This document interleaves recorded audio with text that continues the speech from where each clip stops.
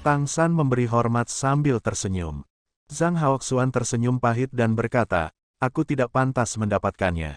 Sebagai seorang guru, aku benar-benar tidak mengajarimu apapun. Sebaliknya, aku mendapat lebih banyak darimu. Tang San tersenyum dan berkata, kamu tidak bisa mengatakan itu, kamu adalah seorang guru untuk 1 hari dan seorang ayah seumur hidup, kamu akan selalu menjadi guruku. Mereka berlima dianggap telah menyelesaikan malapetaka. Selanjutnya, mereka perlu menumpuk, terutama kakak senior Chengzi, Dubai dan Guli. Kultivasi asli mereka tidak cukup, dan mereka dipromosikan secara paksa olehku. Dalam periode waktu berikutnya, seharusnya tidak ada masalah di pihak kita. Energi utama Kekaisaran Tianyu dan Kekaisaran Richen akan bersaing untuk 3 kaisar. Ini adalah waktu terbaik bagi kita untuk berkembang. Guru, aku ingin kamu melakukan satu hal selanjutnya. Kamu bilang, Zhang Haoxuan berkata dengan suara yang dalam. Tang San berkata, aku akan meninggalkan sesuatu, tolong bawa semua manusia yang berimigrasi dari luar negeri untuk mencobanya. Kemudian bagilah upaya yang berhasil dan yang gagal menjadi 2 bagian. Di masa depan, mereka akan memiliki arah pengembangan yang berbeda. Jika kamu tidak harus mencoba, terus berlatih dan tingkatkan garis keturunan Dewa Iblis mereka. Oke. Zhang Haoxuan mengangguk. Tang San berkata, ayo pergi ke pantai dulu. Sambil berbicara, dia dan Zhang Haoxuan bangkit dan datang ke pantai. Pada saat ini, sejumlah besar klan laut berkumpul di pantai. Mereka jelas merasakan aura Tang San, jadi mereka semua berkumpul. Di antara mereka, ada banyak keberadaan tingkat raja. Kesadaran Tang San menyebar, membiarkan aura hidupnya sendiri mekar keluar, dan serangkaian sorakan tiba-tiba terdengar di laut. Tang San meminta Zhang Haoxuan untuk menunggu di pantai, sementara dia melangkah ke udara dan muncul ke permukaan laut. Dengan fluktuasi kesadaran, klan laut menyebar, meninggalkan permukaan laut. Kemudian di atas kepala Tang San, pupil putih vertikal muncul lagi. Kecemerlangan warna-warni tetap ada, dan pupil vertikal putih memancarkan lingkaran cahaya yang aneh. Tangan kanan Tang San menunjuk ke arah laut di bawah. Segera, elemen api di udara mulai mengembun dengan cepat. Bintik-bintik cahaya merah yang terlihat dengan mata telanjang dengan cepat mengembun di spons, dan dengan cepat membuat sepotong air laut menjadi merah. Tapi anehnya, tidak ada uap yang keluar. Mengandalkan kesadarannya yang kuat, ditambah dengan bimbingan mata konsonan yang berevolusi. Tang San benar-benar menghilangkan bagian air laut itu, dan memadatkan elemen api murni menjadi air laut. Yang aku ingat di benakku adalah keadaan laut merah magma suku Woli. Elemen api yang terkondensasi menjadi lebih besar, dan fluktuasi elemen yang kaya mengalir di udara, memberi orang perasaan yang sangat aneh. Segera, sepotong air laut merah dengan diameter sekitar 50 meter telah mengembun dan terbentuk, dan di bawah kombinasi kesadaran spiritual Tang San dan kekuatan iman, itu jelas dibedakan dari air laut di sekitarnya. Setelah menyelesaikan produksi elemen laut pertama, Tang San tidak berhenti, dan kemudian mulai mengaktifkan elemen kedua. Air, api, bumi, angin, cahaya, kegelapan, ruang, dan elemen bermutasi dari guntur, es, dan emas. Sebanyak 10 elemen diringkas olehnya menjadi lautan elemen kecil, yang membentuk pemandangan unik di pantai Pulau Crescent. Setelah melakukan semua ini, Tang San benar-benar terlihat sedikit lelah. Dia tidak hanya untuk sementara membentuk lautan unsur ini di laut biru yang tak berujung dengan badaknya yang teliti, tetapi pada saat yang sama, dia juga mengandalkan kultivasinya sendiri untuk mengukir lingkaran sihir di dasar laut, dan berdasarkan merek indera ilahinya sendiri, lingkaran sihir ini dapat digunakan di masa depan dan akan terus beroperasi untuk jangka waktu tertentu untuk mempertahankan keberadaan 10 laut unsur ini. Kembali ke pantai, Zhang Haoxuan menemukan bahwa mata Tang San menjadi sedikit redup. Tang San, siapa kamu? Tanya Zhang Haoxuan. Sambil menyerap kekuatan iman dari samudra biru tak berujung dan memulihkan konsumsi kesadarannya, Tang San berkata kepada Zhang Haoxuan, Guru, 10 lautan unsur mengandung kekuatan unsur murni. Kamu perlu membawa anggota klan kami ke sini untuk mencoba. Saat mendekati elemen laut, semua orang akan bereaksi, dan itu sama dengan ras apapun. Semakin tinggi afinitas, semakin kuat cahaya dari jenis yang sama yang dipancarkan dari tubuh. Jika tidak ada afinitas untuk elemen, tidak akan ada cahaya. Kamu akan membagi klan yang tidak memiliki cahaya dan sangat sedikit cahaya di satu sisi, dan mereka yang memiliki afinitas untuk elemen yang berbeda di sisi lain. Ada afinitas, bagian induksi ini kemudian dibedakan menurut atribut elemen yang berbeda. Hal ini memungkinkan kita untuk mengetahui elemen atribut apa yang terkait dengannya. Mata Zhang Haoxuan menunjukkan keterkejutan, apakah kamu menemukan cara bagi kami manusia untuk berkultivasi? Tang San sedikit mengangguk dan berkata, kamu dapat mencoba. Elemen adalah bentuk energi paling murni antara langit dan bumi, dan mereka ada di alam semesta. 10 elemen ini adalah semua yang dapat aku pikirkan sekarang, dan lebih banyak lagi akan ditambahkan di masa depan. Melalui eksperimen, kita dapat mengetahui elemen mana yang memiliki afinitas dengan kita manusia dan elemen mana yang memiliki afinitas lebih kuat. Dengan cara ini, jika mereka dapat membangkitkan afinitas ini, maka di masa depan adalah mungkin untuk mengontrol elemen ini, sehingga dapat memperkuat diri sendiri dan menjadi orang yang cakap dengan mengolah kontrol ini. Ini adalah salah satu cara yang aku temukan. Selain itu, mereka yang tidak memiliki afinitas terhadap elemen tidak perlu khawatir, bagi mereka, aku punya cara kultivasi lain. Ini dua, ditambah transformasi iblis asli dan transformasi esensi surgawi. Kita manusia harus dapat memiliki fondasi kita sendiri. Mendengarkan kata-katanya, mata Zhang Haoxuan berangsur-angsur memerah. Demi umat manusia kami, kamu benar-benar bekerja keras, terima kasih. Tang San tersenyum sedikit dan berkata, Guru, bukankah ini yang harus kita lakukan? Ada pepatah lama yang mengatakan bahwa jika kamu berhasil, kamu akan membantu dunia, dan jika kamu miskin, kamu akan sendirian. Kemampuan juga sebuah tanggung jawab. Zhang Haoxuan bergumam dan mengulangi kalimat ini, meskipun dia tidak ingat kapan pepatah lama seperti itu pernah ada, tetapi sepertinya ada kebenaran yang mendalam dalam kalimat ini. Saya akan mengatur semua orang untuk mencoba sesegera mungkin. Apakah kamu masih ingin pergi? Tanya Zhang Haoxuan. Tang San mengangguk dan berkata, aku akan menyusahkanmu untuk melindungi Dharma bagi Perdana Menteri Xiao He dan kakak senior. Aku tidak akan menunggu meditasi mereka berakhir. Aku masih harus pergi, ada sesuatu yang harus aku tangani. Oke, kalau begitu sibuklah. Ketika kamu kembali lain kali, hal-hal yang kamu jelaskan pasti sudah selesai, kata Zhang Haoxuan. Tang San tersenyum dan berkata, pada saat itu, aku dapat membiarkan mereka mulai mencoba untuk bangun dan melihat apakah metodeku dapat berhasil. Terutama anak-anak kecil, mereka harus mencobanya, dan itu dapat dilakukan setelah usia 6 tahun. Di antaranya mereka, afinitas dengan tingkat tinggi, mereka sering dapat pergi ke laut unsur untuk merasakan nafas unsur-unsur dan melihat apakah mereka dapat membuat perubahan. Energi unsur di dalam laut unsur dikendalikan oleh indera ilahiku menjadi sangat lembut, bahkan jika disentuh, tidak akan ada perubahan atau masalah. Aku akan membuat pengaturan. Mata Zhang Haoxuan penuh dengan kegembiraan. Dia telah berada di organisasi penebusan selama bertahun-tahun, dan dia paling tahu apa yang kurang dari manusia.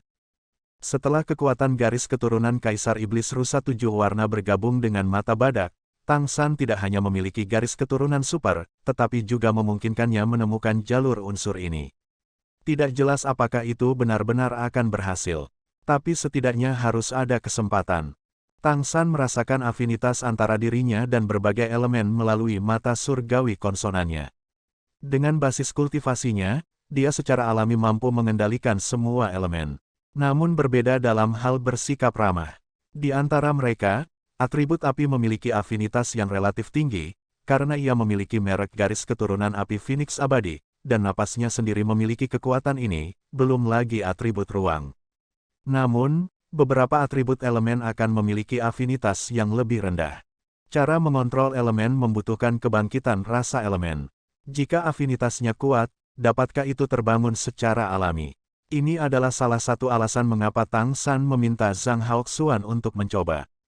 Jika kamu tidak bisa bangun secara alami, metode apa yang akan kamu gunakan untuk merangsang kebangkitan kemudian? Tang San tentu saja dapat menggunakan indera ilahi dan energi kehidupan klan pohon emas biru untuk melakukan ini sekarang, tetapi dia tidak bisa tinggal di bintang Falan selamanya. Apa yang akan dia lakukan setelah dia pergi di masa depan? Penting untuk menemukan seperangkat metode yang efektif sehingga manusia dapat secara stabil memiliki serangkaian kemampuan untuk benar-benar menyempurnakan jalur kultivasi. Tang San pertama-tama berteleportasi kembali ke kota Keri, lalu kembali ke lembah emas melalui kota Keri, dan memandang Jin Miaolin. Keadaan Jin Miaolin tidak buruk, meskipun dia masih sedikit bingung, tetapi setidaknya kondisi mental dan fisiknya sudah banyak pulih. Dengan penjagaan Liger yang kuat, tidak perlu khawatir dia dalam bahaya, mungkin karena Jin Miaolin adalah leluhur pohon. Dengan klan pohon emas biru dari garis keturunan langsung, energi kehidupan yang dipancarkan oleh pohon emas di lembah emas jelas lebih kuat, dan tingkat pertumbuhannya juga semakin cepat.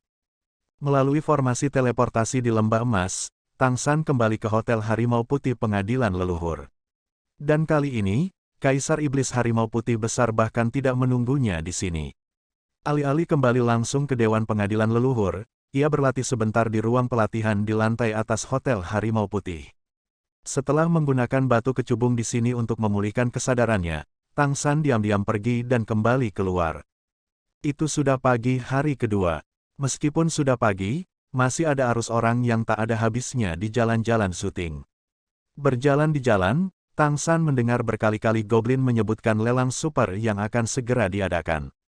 Menurut apa yang mereka katakan, daftar lelang sekarang naik ke harga setinggi langit. Tampaknya kali ini, Istana Leluhur akan mengambil kesempatan ini untuk menghasilkan banyak uang. Orang-orang di belakang layar secara alami adalah beberapa pedagang besar dengan dukungan kaisar. Meskipun garis keturunan Lingqi Luyao sangat kuat di karavan, tetapi jika kita berbicara tentang kamar dagang besar di Istana Leluhur, mereka masih jauh di belakang. Aku tidak tahu kapan Xiao Mei dan yang lainnya bisa datang ke sini. Aku harus kembali lebih awal, jadi aku juga bisa berteleportasi ke sini bersamanya. Meskipun Xiao Mei juga dapat melakukan teleportasi jarak jauh, tetapi konsumsinya terlalu tinggi, dan dia seharusnya tidak dapat melakukan perjalanan terlalu jauh. Sekarang dia, sebagai dalih untuk merekrut kerabat dengan seni bela diri, bahkan lebih di bawah pengawasan semua orang. Sebelum Tang San meninggalkan Hotel Harimau Putih, dia meninggalkan catatan, karena jika Xiao Mei datang ke Istana Leluhur, dia pasti akan menginap di Hotel Harimau Putih. Ketika jaraknya dekat, kamu dapat berkomunikasi melalui komunikator. Meskipun ada bahaya ditemukan oleh Kaisar di Istana Leluhur, penemuannya paling banyak adalah penemuan sinyal kontak, tetapi konten spesifik tidak akan ditemukan. Dan hanya perlu satu pemberitahuan untuk memberitahu Tang San bahwa Xiao Mei telah datang ke Istana Leluhur. Tentu saja, dia tidak akan dihubungi di dalam parlemen. Setelah berkeliling halaman leluhur beberapa kali, Tang San kembali ke dewan. Ketika dia kembali ke kamarnya, dia tidak menyangka bahwa tetua pertama sudah menunggu di sini. Penatua pertama dan Jin Miaosen bermeditasi bersila di luar kamar Tang San. Bangun, Tang San menyentuh mereka dengan akal sehatnya. Mereka baru saja bangun. Kakak, kamu kembali sangat terlambat. Oh, tidak, sekarang seharusnya sudah pagi, kata Jin Miaosen dengan mulut cemberut. Aku berkeliaran sedikit di luar. Masuk dan bicara. Tang San membuka pintu dan membawa mereka ke kamarnya. Kamu tidak perlu menungguku di sini. Aku secara alami akan menghubungimu ketika aku kembali, kata Tang San tanpa daya. Penatua berkata sambil tersenyum, kami secara alami akan mengimplementasikan apa yang kamu katakan. Apakah kamu akan berpartisipasi dalam pelelangan? Tang San mengangguk dan berkata, selalu pergi dan lihatlah. Bahkan jika kamu tidak membeli apapun, kamu harus tahu apa yang dijual. Hanya dengan mengenal diri sendiri dan lawanmu, kamu dapat bersaing. Tetua pertama mengacungkan jempol kepada Tang San, patriark benar-benar memikirkannya. Tapi jangan khawatir, klan pohon emas biru kita masih memiliki latar belakang. Saat dia berbicara, dia menyerahkan cincin berbentuk kristal biru ke tangan Tang San. Tang San mengambil cincin itu dan segera merasakan fluktuasi spasial di atasnya. Ini jelas merupakan cincin penyimpanan. Lihat, senyum misterius muncul di wajah sesepuh itu. Tang San meletakkan cincin di jarinya. Karena cincinnya agak besar, dia memakainya langsung di ibu jari tangan kirinya. Terinspirasi oleh kesadaran ilahi, dia merasakan keberadaan di cincin ini. Tidak masalah jika kesadarannya tersapu, saat berikutnya, pupil matanya berkontraksi dan matanya melebar, dikejutkan oleh stabilitas pikiran Tang San. Tanpa sadar, dia memandang tetua pertama, dan tetua pertama berkata dengan agak malu, Xiao Shen tidak tahu situasi di klan kami. Dia terlalu main-main sebelumnya, dan para tetua akan mengurus urusan utama klan. Kali ini kamu datang ke sini. Kami tidak tahu apakah kami akan menghadapi kesulitan selama pembekalan, jadi kami akan membawa latar belakang keluarga kami. Bagaimanapun, keluarga pohon emas biru kami adalah warisan leluhur pohon. Itu adalah salah satu ras tertua, dan beberapa latar belakang keluarga kami masih memilikinya. Tang San tidak bisa tidak bertanya, berapa ini? Dia baru saja menembus ke dalam cincin dengan indera ilahinya, dan apa yang dia rasakan adalah lautan ungu, ya, itu adalah lautan. Ruang cincin itu jelas merupakan terbesar yang pernah dilihat Tang San. Tidak bisa menggambarkan berapa meter persegi. Tang San merasa bahwa bahkan jika ada gunung kecil di dalamnya, seharusnya tidak ada masalah. Dan di dalam ring, ada banyak koin ametis. Itu benar, itu adalah koin ametis tingkat tertinggi, dan masing-masing ada dalam bentuk yang lengkap. Keberhargaan ametis koin sangat jelas bagi Tang San. Koin ametis terbesar yang pernah dilihatnya ada di ruang pelatihan White Tiger Hotel. Pada saat itu, dia juga berpikir bahwa Kaisar Iblis Macan Putih benar-benar terlalu boros. Ketika dia dan Xiao Mei berpartisipasi dalam Ancestral Court Classic, salah satu hadiah yang mereka pilih adalah biji ametis yang sangat besar. Tang San meningkatkan kesadarannya dengan batu ametis, dan mampu melarikan diri dengan nyawanya setelah dikejar oleh Dark Demon Great Demon Emperor. Pada saat ini, di dalam cincin yang diberikan oleh Penatua Agung, tidak hanya sejumlah besar koin ametis, tetapi juga beberapa biji ametis. Tang San hanya meliriknya, dan setidaknya ada puluhan keping biji kecubung yang bisa dibandingkan dengan hadiah yang dia menangkan. Hal ini, klan pohon emas biru tidak terlalu berguna, karena tidak ada artinya bagi klan pohon emas biru untuk meningkatkan kesadaran mereka. Energi kehidupan itu sendiri cukup besar sehingga kesadaran mereka tidak pernah lemah. Hanya dengan meningkatkan vitalitasmu, kamu dapat meningkatkan kesadaran spiritualmu, jadi apa tujuan memudarnya kultivasi kesadaran spiritual? Tapi betapa kayanya itu. Klan pohon emas biru kami berdagang dengan menjual buah dan cabang emas biru yang jatuh selama metamorfosis. Benda-benda ini dapat dikonsumsi, dan dibutuhkan oleh ras manapun di seluruh benua. Oleh karena itu, kami sebenarnya kaya dalam membangun kota kayu. Bahkan kota King Kong tidak dapat dibandingkan. Kami adalah sumber daya yang dapat diperbarui. Namun, tidak ada gunanya bagi kami untuk menukar uang. Bahkan jika kami memberikan beberapa artefak kepada klan kami tidak akan dapat mengerahkan kekuatan kami. Jadi, uang ini disimpan. Nilai ametis koin adalah yang tertinggi, dan juga merupakan mata uang keras. Selama bertahun-tahun, kami telah menghemat banyak. Aku tidak tahu jumlah pastinya. Tapi aku memperkirakan jika biji kecubung secara keseluruhan benua peri menyala, ini dia, seharusnya bisa menempati setidaknya 5% dari jumlahnya. Senyum sesepuh itu penuh kebanggaan. Tapi Tang San tercengang. Bagaimana klan pohon emas biru bisa begitu kaya? Ini mungkin sesuatu yang bahkan tidak diketahui oleh istana leluhur. Memang klan pohon emas biru tidak memiliki tempat untuk menghabiskan uang, dan mereka didambakan oleh semua ras. Tang San bahkan curiga bahwa alasan mengapa ras lain menyerang orang-orang dari klan pohon emas biru adalah karena harta karun langit dan bumi yang diproduksi oleh klan pohon emas biru terlalu mahal untuk dibeli. Melihat cincin di tangannya, Tang San tidak dapat membayangkan bahwa jika dia mengeluarkan begitu banyak koin ametis, apakah nilai koin ametis akan terdepresiasi. Patriark, kamu tidak perlu menyimpannya. Tidak ada gunanya bagi klan pohon emas biru kami untuk meminta uang. Kamu adalah keberadaan kami yang belum pernah terjadi sebelumnya. Jika kami dapat membeli artefak bagimu untuk bersaing memperebutkan posisi kaisar berikutnya, bahkan jika kami menghabiskan semuanya, itu tidak akan dihitung. Ini pasti sepadan. Adapun buah emas biru, kami mungkin membawa sekitar 1000 keping, dan aku meminta semua orang untuk memilahnya, dan aku akan mengirimkannya kepadamu setelah memilah mereka keluar. Tang San menatap tetua pertama, sudut mulutnya berkedut lagi, dia bahkan curiga jika begitu banyak uang yang benar-benar diberikan langsung ke istana leluhur, dimungkinkan untuk membeli seorang kaisar dari istana leluhur. Tang San benar-benar yakin bahwa bahkan semua kaisar yang masih hidup belum pernah melihat begitu banyak koin ametis muncul pada saat yang bersamaan. Dia, patriark klan pohon emas biru, ternyata adalah orang kaya. Tang San cukup berhati-hati dalam merekrut kerabat dalam kompetisi ini.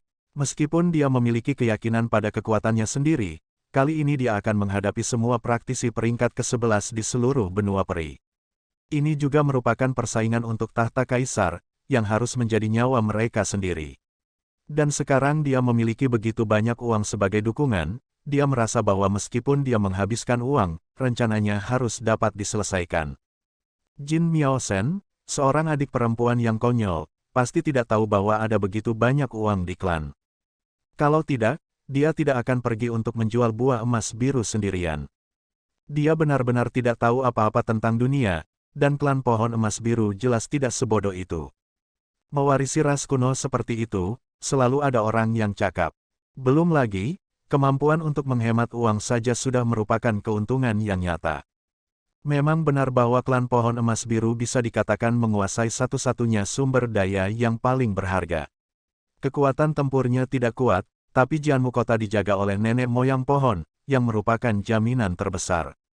Tang San bahkan curiga sekarang bahwa alasan mengapa klan pohon emas biru tidak membangun pusat kota-kota kayu adalah karena mereka menghasilkan terlalu banyak uang dan menjaga keluarga-keluarga ini. Koin batu kecubung ini benar-benar membuat Tang San merasa bahwa dia perlu mengenal klan pohon emas biru lagi. Tang San meletakkan cincin itu di tangannya, tetapi tetua pertama menatapnya dengan mata menyala, dan berkata, "Patriark, dengan semua uang ini, apakah kamu yakin akan memenangkan tempat dalam pertempuran untuk tahta?" Tang San berkata, "Aku belum tahu aturan spesifiknya, jadi sulit untuk mengatakannya. Namun, orang-orang yang datang untuk berpartisipasi dalam konferensi perekrutan seni bela diri kali ini pasti sudah dipersiapkan dengan baik, dan aku tidak berani mengatakannya sekarang. Namun, itu harus dengan pasti." Mendengar apa yang dia katakan, mata tetua agung tiba-tiba berbinar, "Patriark, kamu harus melakukan yang terbaik kali ini. Jika kamu bisa menjadi seorang kaisar, maka status klan pohon emas biru kita akan menjadi sangat berbeda. Tambahkan prestasi sebelumnya, dari Tu Huang. Aku berjanji bahwa tidak ada yang akan peduli lagi dengan kita. Pada saat itu, kita dapat memanfaatkan situasi untuk mendapatkan kembali dominasi atribut kehidupan harta surga dan bumi. Diperkirakan akan sangat cepat untuk mendapatkannya kembali. Aku hari ini setelah memikirkan tentang posisi netral yang kamu sebutkan, aku merasa semakin banyak bahwa pendekatanmu benar-benar pintar. Jika kita hanya berada di pihak Kekaisaran Richen, penjualan Kekaisaran Tianyu akan sangat didiskon, dan Tengkulak akan mendapatkan banyak uang. Perbedaan harga, dan jika kita tetap netral, ditempatkan di semua kota besar, dan dapat menjadi inti kehidupan, kita akan mendapatkan keuntungan dari kita, dan mereka pasti ingin mendapatkan keuntungan yang lebih besar. Saat itu, harga buah emas biru kita pasti akan terus naik." Tang San melihatnya dan berkata dalam hatinya, "Kamu berpikir dari aspek ini. Jadi potensi klan pohon emas biru sebenarnya dalam aspek ini. Klan itu tidak terlalu akrab, kali ini mendengarkan para tetua berkata begitu, itu dapat dianggap sebagai membuka pintu baru. Penatua, aku akan menyusahkanmu dan para tetua untuk mengumpulkan beberapa informasi tentang pelelangan ini. Kami akan membuat persiapan dan rencana terlebih dahulu, dan kemudian kami akan dapat berpartisipasi dalam pelelangan dengan lebih tenang. Ya, kami akan segera pergi. Kami harus mendapatkan informasi detail sebanyak mungkin. Bahkan jika kami menggunakan uang untuk menumpuknya, kami akan membantumu menurunkan tahta kaisar," kata tetua dengan percaya diri. Tentu saja, kepercayaan dirinya tidak datang dari kekuatan Jin Miaolin, tetapi kepercayaan dirinya pada kekuatan finansial klan pohon emas biru. Dalam pandangan tetua pertama, jika Tang San dapat dilengkapi dengan artefak, dengan kemurnian energi kehidupan klan pohon emas biru dan energi tingkat tinggi, maka kemenangan menduduki tahta akan menjadi hal yang pasti. Ini juga merupakan ide bagus di hati seorang penatua ras yang tidak pandai bertarung. Dia tidak tahu apa kekuatan tempurnya sendiri. Setelah mengirim para tetua, Tang San benar-benar bermain dengan cincin penyimpanan itu dengan ruang penyimpanan yang besar untuk sementara waktu. Bahkan dengan pikiran seperti dia tidak bisa menahan perasaan sejumlah besar koin ametis yang terakumulasi di dalamnya berkali-kali, dan kagum di dalam hatinya. Kamar dagang Lingki seharusnya sangat kaya, tetapi dibandingkan dengan klan pohon emas biru, itu mungkin bukan apa-apa. Tidak heran begitu banyak ras dan kota utama diam-diam menyerang klan pohon emas biru. Memang benar bahwa sumber daya kehidupan ras ini terlalu berharga, dan mereka pasti sangat berharga. Sebelum Xiao Mei datang, Tang San terus tinggal di istana leluhur untuk berkultivasi. Setelah menunggu selama 3 hari berturut-turut, dia merasa sedikit cemas sebelum dia datang ke Mei Gongxi. Dengan kemampuan teleportasi ruang dari klan monster merak dan susunan teleportasi yang telah dia siapkan sejak lama, jika itu adalah kecepatan tercepat, basis kultivasi Xiao Mei saat ini harus dapat mencapai halaman leluhur dengan 2 lompatan dan teleportasi. Mengapa sudah 3 hari dan belum tiba? Karena yang disebut kekhawatiran adalah kekacauan, Tang San bahkan tidak berniat berkultivasi.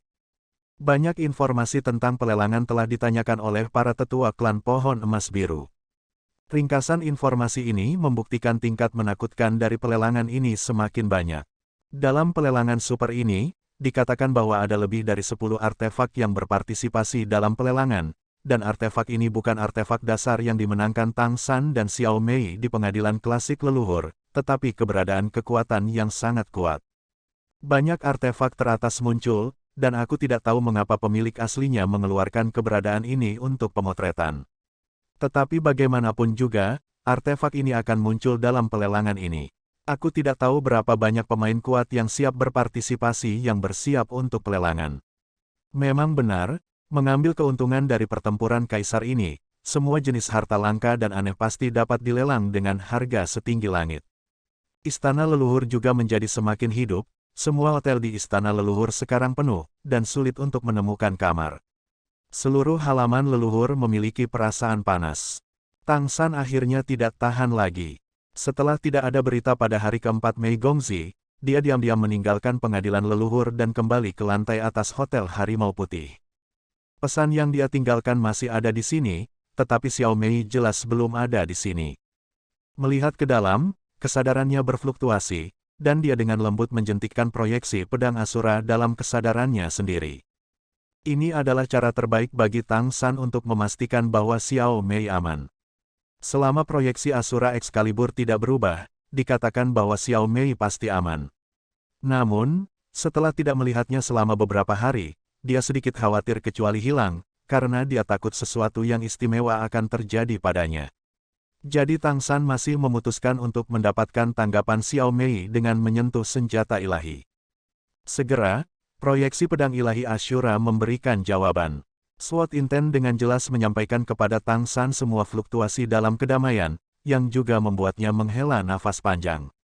Namun, hanya pertukaran sederhana ini yang dapat terjadi. Aku hanya tidak tahu kapan Xiao Mei akan tiba. Ketika dia meninggalkan Hotel Harimau Putih, malam telah tiba, dan seluruh halaman leluhur bahkan bisa digambarkan berisik. Kerumunan terlalu banyak. Pengadilan leluhur tampaknya tidak sengaja membatasi arus orang kali ini. Kamu dapat melihat semua jenis monster dan roh di jalanan. Siapapun yang bisa datang ke istana leluhur harus memiliki status bangsawan. Tang San bahkan bertanya-tanya apakah semua bangsawan dari 2 ras di seluruh benua peri telah datang ke pengadilan leluhur. Tingkat keaktifan saat ini bahkan tidak memungkinkan untuk memiliki tempat untuk pergi di jalan. Terima kasih sudah mendengarkan, sampai jumpa di video selanjutnya. Bagi yang belum subscribe, dibantu subscribe dan like-nya terlebih dahulu. Terima kasih.